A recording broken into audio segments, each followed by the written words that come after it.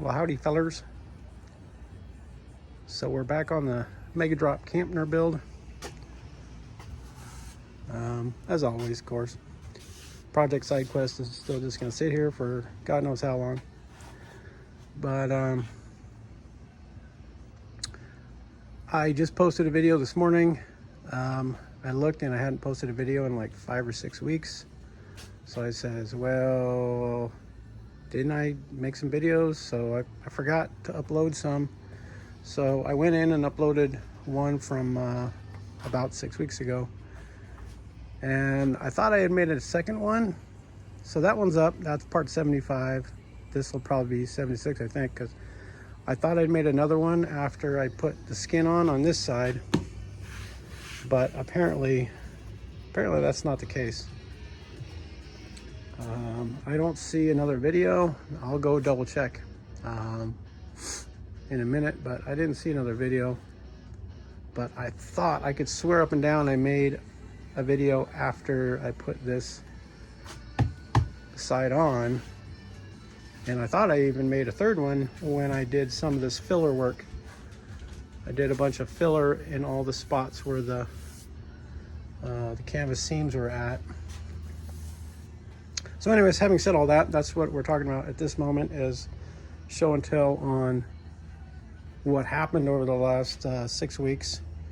We got this side glued on, and how I did this is I measured from there to there. It's right around 16 feet. I hung a pole across my opening right here, and I measured out 16 feet. Gave it a little extra, and should have gave it an extra foot. I only gave it an extra few inches. Ended up being just barely enough, but a little short really. But anyways, I laid it across, and I made sure. Now this canvas is not just drop cloth. This is number 12 canvas ordered from Big Duck Canvas. Big Duck Canvas. Say that real quick. So yeah, this is number 12 or 12 ounce. I forget. They have both. They have a number 12 and a 12 ounce, and I don't know which one this is, but it's one or the other. They're pretty close to each other. I don't know how you can tell the difference really, because they're pretty dang similar. When you get to the 12s, they're almost identical. So I don't know how to tell. But anyways, this is one of those. So I hung it up. After I cut it, I hung it up, and I clamped it, and I pinned it all the way around, and I got it as straight as I possibly could, nice and flat as much as I could. And then I actually took a board. You can kind of even see where the line came out with the glue. I took a board and I screwed in. There's a hole there, hole there, hole there, and then one here. That board ended about right here, and then over here I took a board across right here. There's a hole here and here. I think that's how I did that anyway. Now I'm trying to remember. But basically I did the entire upper part as one. So after I got the board on, and I didn't worry about the back, I figured I'd do that as one whole thing.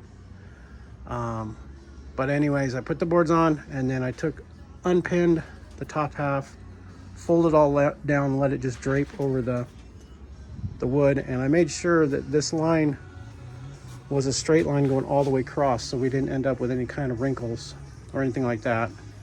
And then I just clamped it in the back. Clamped it back here to keep it nice and straight, so it wasn't folded over or nothing, wrinkled up. Then I applied all my glue, rolled it out with a roller. I used Titebond 2, and that worked really well, except for getting the right amount of glue on, because I did that around April, May. It's getting really dry here. So having the right amount to where it's still wet enough to stick the canvas, but not too much, because like I think when I did the upper part, I had too much, I think. And then I think when I did the lower half down here, I think I had too little maybe, I forget. But trying to get the right amount of glue was pretty important. It's kind of like a trial and error thing. But anyways, I got enough glue on the top for sure. And then once that was all glued and dried, then I pulled my boards off after it was completely dry. And then I did this as one section here by itself. And I cut a slit in the canvas here. And then I did this bottom half as another separate. So I did this one and then immediately came over and did this one. After that dried, and I pretty much took the line right here and then right up in there so that all this could be one flap done at the same time. That worked out really well over here. On the other side, I kind of got out of order a little bit, kind of messed myself up. But I also put a, let's see if I can show it. There is a drip edge right here. So I actually got some, if you can make it out at all.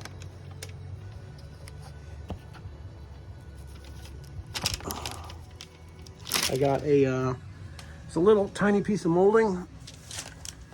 I can actually show you. It's actually this little piece of molding right here. Right here, see, right here I had actually originally just done a triangle piece and then realized that wasn't high enough. I added on my second piece to make it, put it into more of a square to raise that up. This is like a grain gutter right here. Not to sidetrack, but anyways, that triangle shape of molding, I put it all around the bottom, all the way from here, all the way to there, and then all the way around, but not in the back. So that acts as a drip edge so that any water coming down the wall is gonna drip off of this spot instead of wrapping around underneath and digging into the seam between the frame and the canvas. So even though I'm gonna do some caulking underneath once it's painted, you know, just a triple check, I wanted to get that drip edge on there. I want everything to try and have a drip edge of some kind. So it'd be nice if I could edit that out, but sorry about that. My don't really have the editing capabilities at this moment. So anyways, what was I talking about? Remind me, what was I talking about? Oh yeah, you're right, drip edge. So I had the drip edge, did that, and then glued it up and around, stapled it in. That was a big pain. And then of course went around to the other side, did the exact same thing on the other side, but on this side I did get too wet on this part, and I tried to do all of this part and this part together, which ended up kind of being a disaster. The glue was drying way too fast because that was, I think that was middle May, and it was getting really dry and really warm. So this dried way too fast. I ended up having to peel. That's why it looks like this down here. Ended up having to peel it back later after it had dried and re-glue some of it. And I had to re-glue a lot of this when I was in the middle of it. So all of this end kind of turned out really difficult. The upper half went really well. That went just fine. And then you can see our seam back here where we overlapped. I did the same on both sides. I just came and I made myself a little cutting tool that would make a nice perfect line. Little razor blade tool in here somewhere. It's one of these. I forget which one. Forget which tool is which. So you think this was for, was it for cutting this one? No, this was for cutting the length across the top evenly. I think this one was for cutting down below underneath. I think that's what that one was for.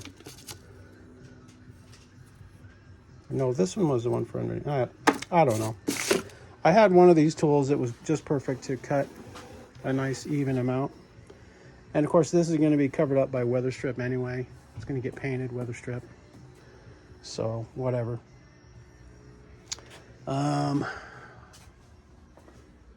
So yeah, I did all that, and then I came back and I filled in everywhere it folded over. I filled it in with some plasti wood, the sustainable wood filler stuff over here. That stuff there. And tip on that for meat, I don't know if you're supposed to do this, but this is what I did. It worked a lot better than trying to use it right out of the jug as is. But if you use it out of the jug as is, it doesn't want to stick to anything. So I added some water, made it a lot thinner, made it more like, so in the jar it's more like thin peanut butter, and it turned more into like sour cream. So that worked really well. When it was wetter, it would stick better, and it would float out better. This side I haven't sanded, but the other side's all sanded. I've been lazy. I hate the tedious work like this, doing detail work, so that it's really hard to get motivated on that. But I got it applied at least all the way around, everywhere. And then of course, took a long time to cut and trim everything and get it all glued down on all the seams everywhere. That took quite a long time. And then across the top and the front, had to come over here and kind of cut it in a V a little bit, which was kind of unnecessary, but cut it, glue it down, and then it came back, filled it with some more plasti wood. And I've got it smooth enough-ish. I mean, you can still feel, I might do a third coat, but you can still feel that it's not quite even in some spots, but I think it'll be fine, I think, maybe. And then I floated some more plasti wood around this thing. I think I definitely need to go one more time on this thing. But I'm getting kind of tired of it, so I might forget about that accidentally. Might accidentally forget. But I really want to get the top layer glued down. I had ordered enough canvas, this stuff originally, to do the entire thing, but I didn't realize that this thing is 7 feet wide and this only comes in 6 foot width, so I was a foot short and didn't think about it. So I ended up having to order some 7 foot, and it's barely enough to where I got about 1 inch on both sides. And I got it squared up, mostly. I got the entire top sanded, cleaned up, prepped. I also marked numbers and distances for marks and numbers and distances, I guess. I don't know. Pina coladas and spaghetti. For holes for different features, the solar panel ports, lights. I forgot to mark this one. I also took some foam and I made some foam cutouts so that it would drape over this evenly and not kind of fight me when I go to glue it down. I'm going to try to do it as seamlessly as I can, where I want to attempt, I don't know if it'll work out this way, but I want to attempt to cut the kind of end shape out of this channel so that the canvas can fall down and actually be glued into the bottom to maintain canvas one huge piece across. But I don't think it's going to work out that way, because back here it got pretty wrinkly.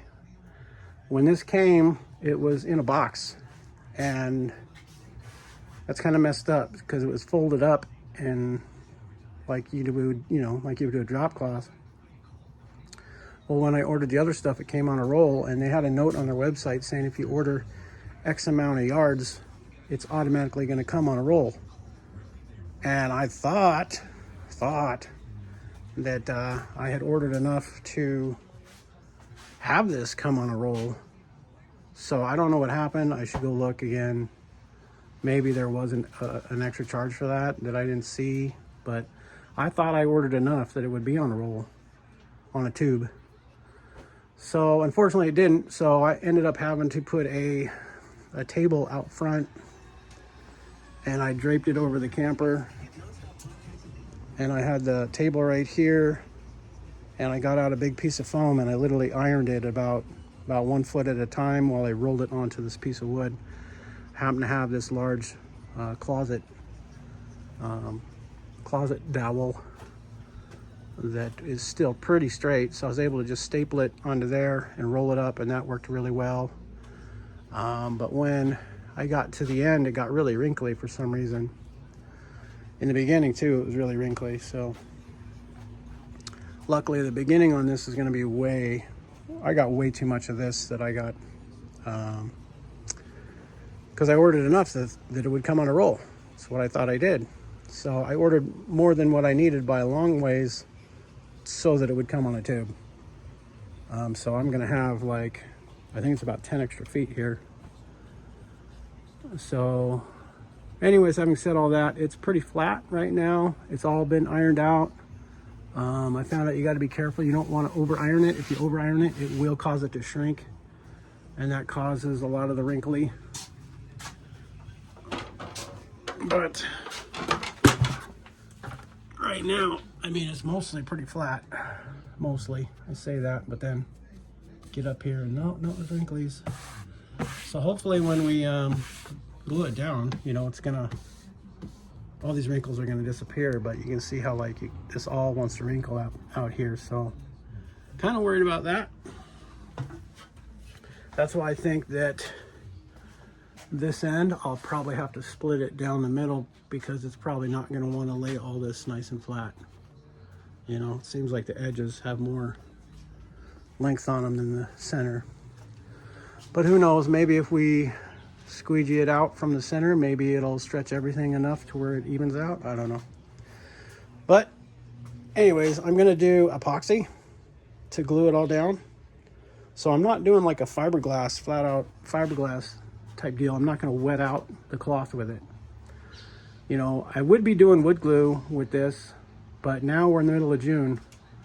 I don't even know I'm gonna get to it this weekend. It might be next weekend. So we're talking, if it's next weekend, it would be straight up middle of June.